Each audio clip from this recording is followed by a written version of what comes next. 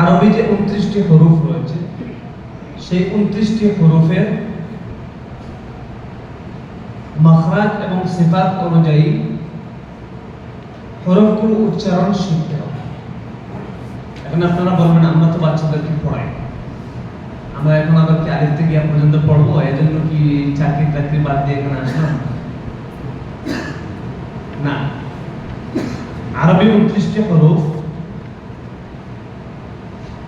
আমরা কিন্তু অনারবি, আমরা কিন্তু কি আরবি, আমরা মানুষ আরবি নয়, অনারবি। এর কারণে আমাদের তালাফফুজের মধ্যে অনেক ত্রুটি বিচ্যুতি থেকে যায়। যদিও বাহ্যিকভাবে আমরা বাচ্চাদেরকে পড়াই বা আমরা শিখি, কিন্তু এর গভীরে ঢুকলে দেখা যায়, যদি আমরা এটা নিয়ে গভীর চর্চা করি তখন দেখা যায় আমাদের তিলাওয়াতের মধ্যে অনেক ত্রুটি বিচ্যুতি লুকায়িত আছে। তো ইনশাআল্লাহ আমরা আরবি 29টি হরফের মাখারিজ এবং সিফাত নিয়ে প্রাথমিকভাবে আলোচনা করব। মাখারিজ এবং সিফাত জানার পরে সেই মাখারিজ এবং সিফাত অনুযায়ী হরফগুলো আদায়ের চেষ্টা করব এবং কিভাবে হরফগুলো আদায় করতে হয়, প্রোনাউন্সিয়েশন অর্থাৎ উচ্চারণ ভঙ্গিমাগুলো আপনাদেরকে বলে দেওয়া হবে। অনেক সময় দেখা যায় আমি মাখরাজ জানি, আমরা সবাই কিন্তু বেশ কম সবাই আমরা 29টি হরফে কি জানি, মাখরাজ জানি। কেউ উর্দুতে জানি, কেউ বাংলাতে জানি, কেউ আরবিতে জানি, কেউ ইংলিশে জানি। কিন্তু দুঃখের বিষয় হচ্ছে আপনারা এখানে ওয়েস্ট বেঙ্গলের নয় এমন কেউ আছে? সবাই তো ওয়েস্ট বেঙ্গলের, তাই তো? আমরা সবাই বাঙালি নাকি? তো আমরা ওয়েস্ট বেঙ্গলের বিভিন্ন জায়গায় কোর্স করি। অভিজ্ঞতা থেকে বলছি, আমাদের কোর্সে আলহামদুলিল্লাহ বিভিন্ন উলামায়ে কেরাম, বিভিন্ন মাদ্রাসার শিক্ষক, মুহতামিম, বিভিন্ন মাদ্রাসার নাজিমে তালিমাত অনেকেই আসে। তো কোনো একটি কোর্সে একজন মুআল্লিম পেলাম, উনি লখনউ থেকে কিরাতের উপরে সনদপ্রাপ্ত। তো আমরা যখন আরবি 29টি হরফের মাখারিজগুলো সবাইকে শেখাচ্ছি বাংলাতে, কোন ভাষায়? বাংলাতে শিখিয়ে দিয়ে গেলাম। পরের দিন এসে ধরলাম সবাইকে, একজন একজন করে ধরলাম। তখন ওই আল্লাহর বান্দা বাংলাতে বলতে পারলাম না, ওনার বাড়ি হচ্ছে ওয়েস্ট বেঙ্গলে। কেমন? তো আমি বললাম কি ব্যাপার, আপনি পারলেন না যে? উনি বললেন আমার তো বাংলা পারতেছি না, বা বাংলাতে আমি মাখরাজগুলো বুঝতেছি না। আমি বললাম আপনি কোন ভাষায় মাখরাজগুলো পারেন? উনি বললেন আমি উর্দুতে পারি।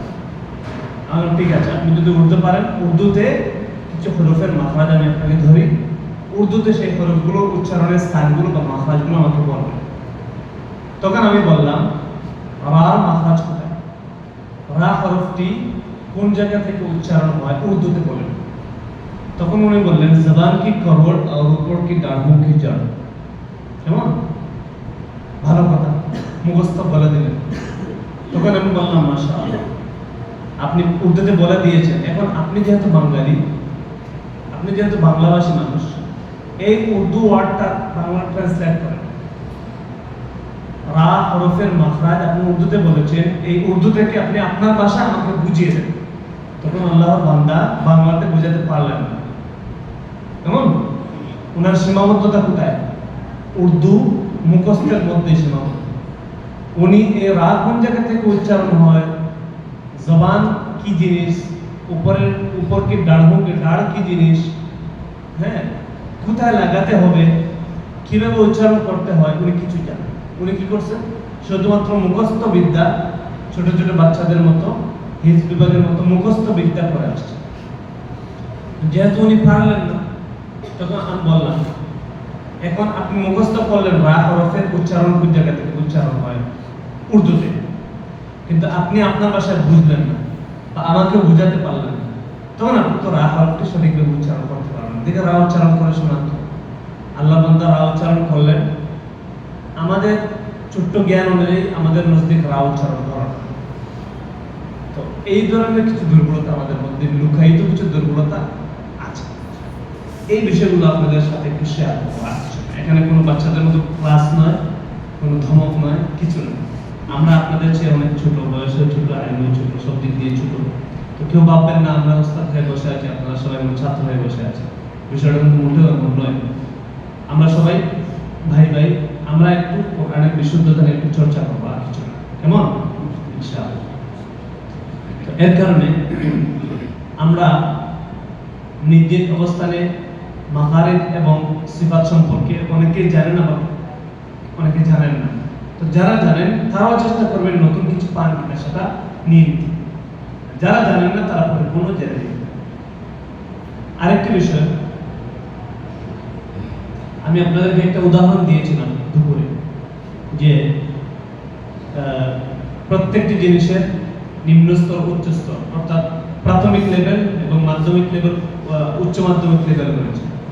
তো পঠন পাঠন পদ্ধতি বা বিশেষ করে ইলমুত তাজউদের যে রুলসগুলো রয়েছে সেগুলো প্রাথমিক লেভেল, মাধ্যমিক লেভেল, উচ্চ মাধ্যমিক লেভেলও রয়েছে। তো আলহামদুলিল্লাহ আমরা শুধুমাত্র হিফজ সম্পন্ন করার পরে, মাওলানা সম্পন্ন করার পরে আমরা ইলমুত তাজউদের উপর আল আজহার ইউনিভার্সিটির ব্রাঞ্চ মাহাদুল কিরাআত বাংলাদেশ থেকে আমরা 6 years diploma and higher diploma course complete করেছি এই কিরাতের উপর, কেমন, এবং কিরাতে সাবা আসার উপরে কোর্স কমপ্লিট করেছি। তো আমাদের উস্তাদ যিনি, উনি 8 বছর আল আজহার ইউনিভার্সিটিতে শুধুমাত্র কিরাতের উপর পড়াশোনা করেছেন। আমরা যদি নুরানি কায়দা পড়ার পরে আমরা যদি মনে করি যে তাজউদের বা তিলাওয়াতের সব পঠন পাঠন সম্পর্কে আমাদের জানা হয়ে গিয়েছে, যারা 8 বছর পড়াশোনা করলো তারা কি করলো, সময়টা বেকার কাটায়, ঠিক না? এর কারণে আমিও আগে ভাবতাম, বাংলাদেশে 2017 সালে যাই, আমিও আগে ভাবতাম যে তো যাচ্ছি একটু 5-6 মাসে একটু তিলাওয়াত শিখে আসবো, টান শিখে আসবো, লম্বা টান দিব, খালি হয়ে যাবো। ওইখানে গিয়ে খেয়ে গেলাম ধরা, দেখি আমার কাফ হয় না, সাদ হয় না, ওয়াদ হয় না, কিছুই হয় না। তখন শুধু আলিফ থেকে ইয়া পর্যন্ত মানে প্র্যাকটিস করলাম 3 মাস।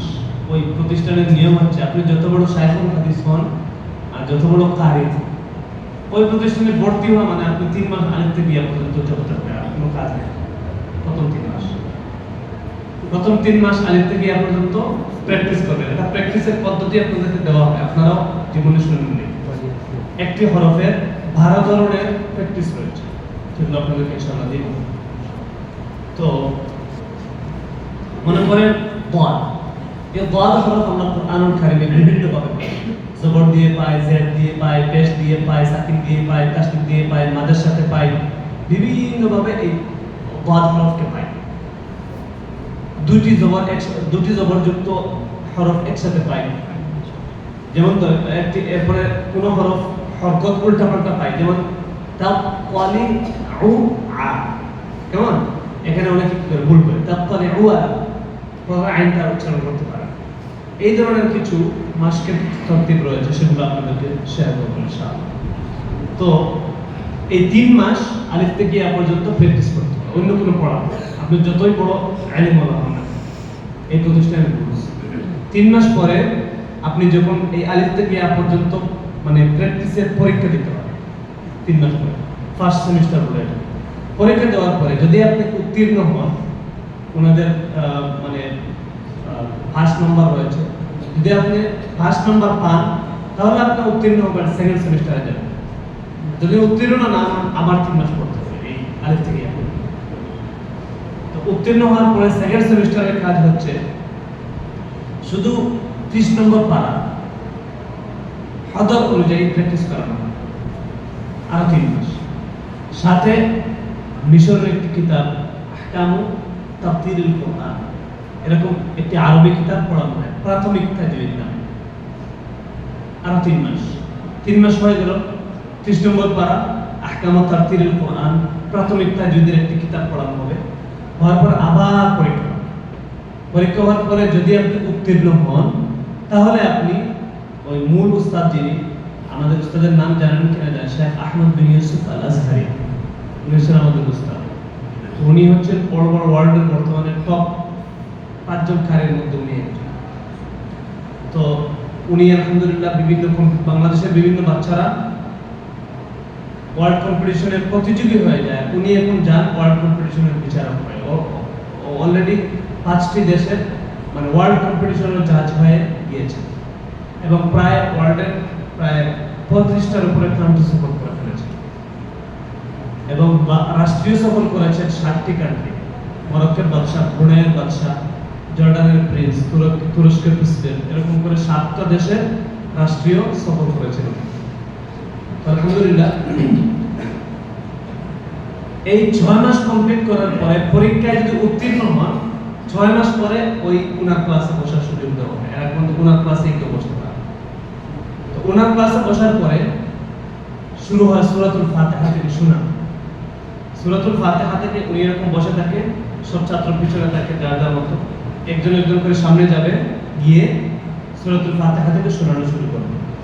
পুরা কোরআন সূরাতুন নাস পর্যন্ত, সূরা ফাতিহা থেকে নাস পর্যন্ত 1 বছর লাগুক আর 5 বছর লাগুক পুরা কোরআন শোনাতেই হবে বাধ্যতামূলক।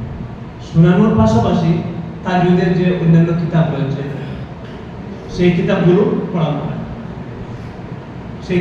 পড়ানো হয়, এবং পুরো কোরআন শোনা হয় হারফান হারফান। এবং মনে করে সূরাতুল ফাতিহা আমি শোনানোর পরে সেই সূরাতুল ফাতিহার মধ্যে কি কি ভুল হয়েছে, কি ধরনের ভুল হয়েছে, কোন শব্দের মধ্যে ভুল হয়েছে, এই ভুলগুলো আমার একটা ডায়েরি আছে, সেই ডায়েরিতে লিখতে হবে। যেমন ধরুন আলহামদু, হার জায়গায় আমি হা পড়ে নিয়েছি, হ্যাঁ, এটা সিফাতের ভুল না মাখরাজের ভুল, কোন ধরনের ভুল, ভুলটা কত নম্বর পারায়, ভুলটা কি ধরনের ভুল, এরপরে ভুলটা কোন শব্দের মধ্যে, সবকিছু বিস্তারিত লিখতে হবে। লেখার পরে মনে করেন আজকে সূরাতুল ফাতিহা শোনানো হয়েছে, আগামীকালকে এই সূরাতুল ফাতিহার ভুলগুলো আপনাকে লিখে আনতে হবে। আনার পরে পরের দিন আবার এই ভুলগুলো দেখে দেখে ওই আমাদের উস্তাদ উনি ধরতেন। গতদিন যে ভুলগুলো হয়েছে সেগুলো আবার ধরা হওয়ার পরে যদি এই সূরাতুল ফাতিহা শুদ্ধ হয় তাহলে উনি ডায়েরিতে সিগনেচার দিয়ে দেন, নিচে ওনার সিগনেচারের প্লেস আছে, সেই সিগনেচার দেওয়ার পরে আপনার সূরাতুল ফাতিহাটা অফিশিয়ালি শোনানো হয়েছে। শোনানোর পরে আপনি সূরাতুল বাকারা থেকে শোনানো শুরু করতে পারবেন। এরকম করে করে করে করে পুরো কোরআন শোনাতে হবে। শোনানোর পরে এবং তাজউদের আহকামের উপরে তাজউদের কিতাবগুলো পড়ার পরে পরীক্ষা হয়, ফাইনাল পরীক্ষায় যদি প্রাপ্ত নম্বর আপনি পান তাহলে আপনাকে উনি সার্টিফিকেট বা ইজাজা দেওয়া হয়। এখন তো কেউ ইজাজা বা সার্টিফিকেট পায়, তো মিনিমাম একজন পূর্ণাঙ্গ সার্টিফিকেট পেতে হলে 2.5 থেকে 3 বছর সময় লাগে ওনার এখানে। তো একজন মানুষ যদি বিশুদ্ধতার উপর 2.5 থেকে 3টা বছর সময় দেয়, আমি মনে করি তার ছোট্ট থেকে ছোট্ট ভুলগুলো উঠে আসে।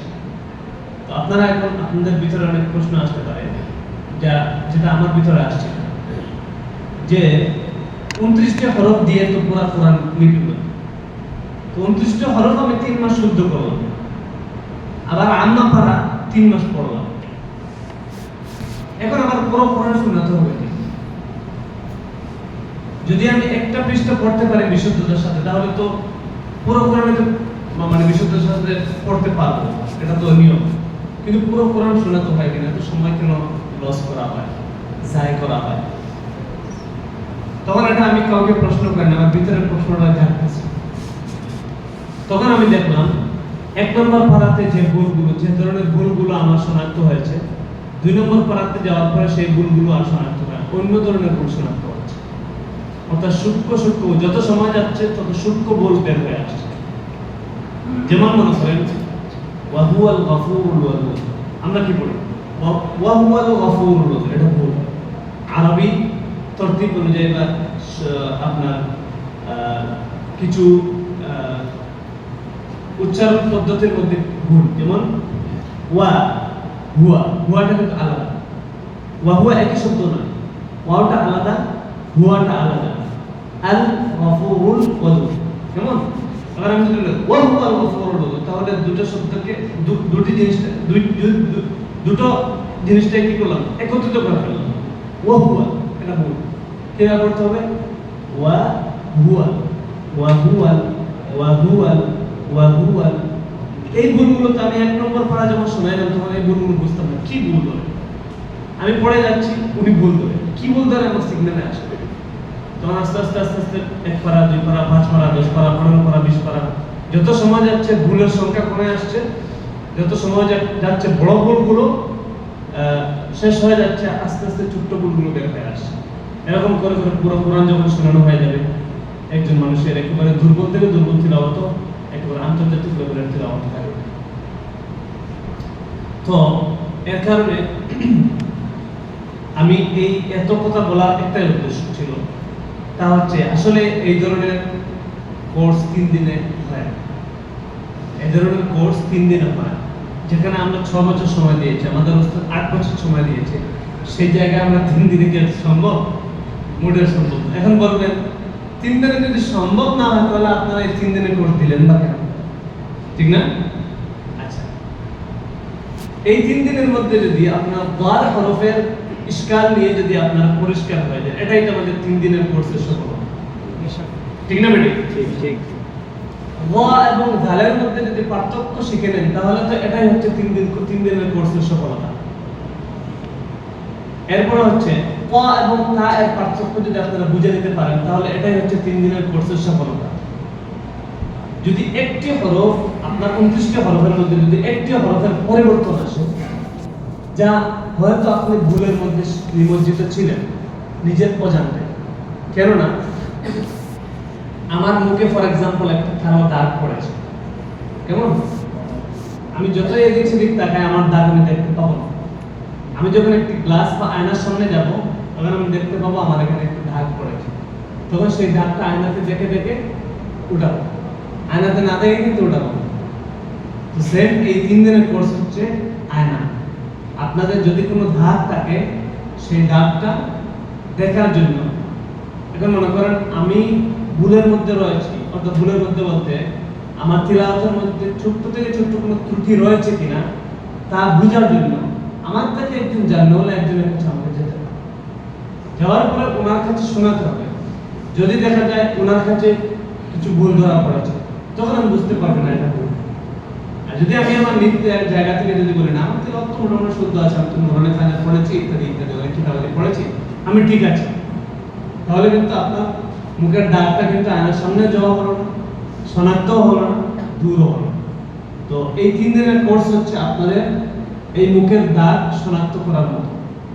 জাস্ট আপনাদের তিলাওয়াতের যদি কোনো দুর্বলতা থেকে থাকে সেটা আপনারা জাস্ট উপলব্ধি করে যাবেন, গিয়ে এটা শুধরানোর চেষ্টা করেন। আমরা যে সিস্টেমগুলো দেবো সেই সিস্টেমকে ফলো করে বা অবলম্বন করে আপনারা একটু চর্চা করার চেষ্টা করবেন ইনশাআল্লাহ। কেমন?